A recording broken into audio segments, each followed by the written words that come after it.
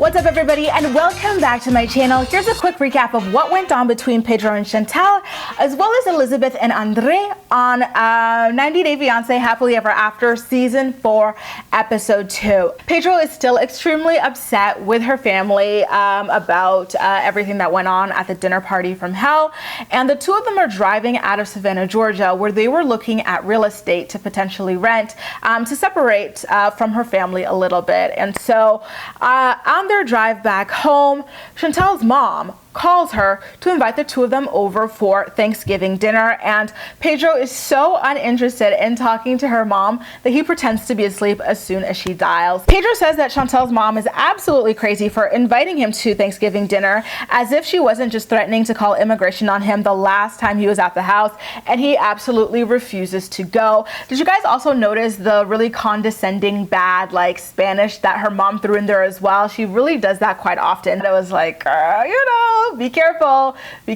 because you are starting to come across pretty damn prejudiced here.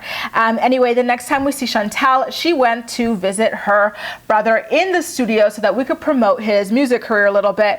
He pretends to be surprised that she showed up, as if he wasn't already mic'd up with TLC cameras all over the room, indicating Chantel's looming presence. The two of them sit down to talk about, the shifting family dynamics since the dinner party from hell, and he says that he's upset that she kind of ghosted him after all of that. He's like, I understand that that's your husband, but understand this, I was sticking up for you when I was fighting him. The way he was treating our mom was not right, so I was sticking up for you and for our family, so it wasn't right for you to just ghost me after all of that. I got beat up for you. She literally tells River that he was responsible for nothing, in that fight, 0%, despite the fact that he's the one who stood up and antagonized Pedro by yelling some racial slur at him and smashing the light in his face, which could have hit Pedro in the face. It's really sad to see the way that Chantel defends her family over her husband. In that respect, I think she needs to do a little bit of work. So she does ultimately end up going to Thanksgiving dinner with her family. The moment she gets there, they all start talking shit about Pedro. She goes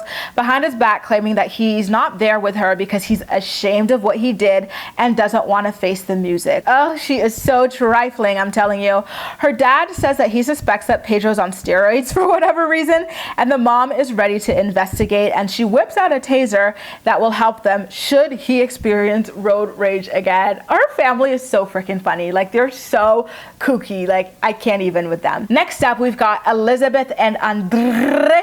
So Elizabeth and Andrei went out to find out the sex of their baby at an ultrasound appointment and to make sure that the baby is also developing properly. They discover that they're going to be having a girl, and so they immediately start jumping to talk about all of these outdated sexist things, when she's gonna wear makeup, when she's gonna go on dates. It's could we start expecting more from girls in 2019, please? The next time we see them, it's at a gender reveal party to celebrate the news, and Andrei still has a lot of anxiety about being around Elizabeth's family because they are very judgmental of the fact that he doesn't have her living in the lap of luxury. In fact, he still doesn't even have a job, despite being in America for over a year at that point. And I can understand where he's coming from because her family is very materialistic. The dad seems to have raised the daughters to become gold diggers or whatever, and so there is a lot of tension surrounding that. I feel like I do have to say though that I really admire the fact that he went up to Lizzie's dad and confronted him about it and told him, listen, I've got a daughter on the way. I'm really going to be stepping it up for Elizabeth and our daughter. You can count on me for that. And unfortunately, Elizabeth's dad was kind of dismissive about it. He was like, okay, it wasn't this nice bonding moment that it really could have been to help re-stitch the family back together. But I do, have to commend Andrei on having the guts to do that, because it did take a lot. I actually really want to squeeze in what went on between Jay and Ashley as well this episode also, because there isn't much to say. Jay went to the barbershop to talk about the trouble he got into for being on Tinder as a married man. The barbers absolutely set him straight about how disrespectful it was for him to be on Tinder, and that they don't buy his excuse that he was just looking for friends, because Tinder tells you exactly what it's for when you sign up. And so Jay says that Ashley refuses to sign his papers that allow him to work in the United States while he's there.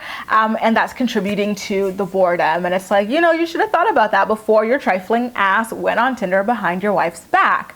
So he tries to make things up to Ashley by ordering Chinese food, which is apparently her favorite type of food. And she comes home and he is begging for work papers at that time. And she's hesitant about it because she knows that if she files to sponsor him, she's going to be responsible for him for the next 10 years, whether they're together or not. And I commend her on being so cautious. I mean, if he already cheated days after the wedding, why would you immediately jump to sponsor him for 10 years just because he bought you some Chinese food? Like, Ashley is being really smart there, so good for her. Anyway, you guys, that wraps up what went down between Chantel and Pedro, Elizabeth and Andrei, and Jay and Ashley on this episode of 90 Day Fiance Happily Ever After. But as usual, I'm more excited to hear what you have to say about everything, so please make sure to leave all of your thoughts and opinions in the comment section down below, and we'll chat. You can also like this video, subscribe for more, feel free to share it with your friends as well, and follow me across social media where I absolutely love chatting with you. That's all for now. Thank you so much for watching, and I'll see you next time.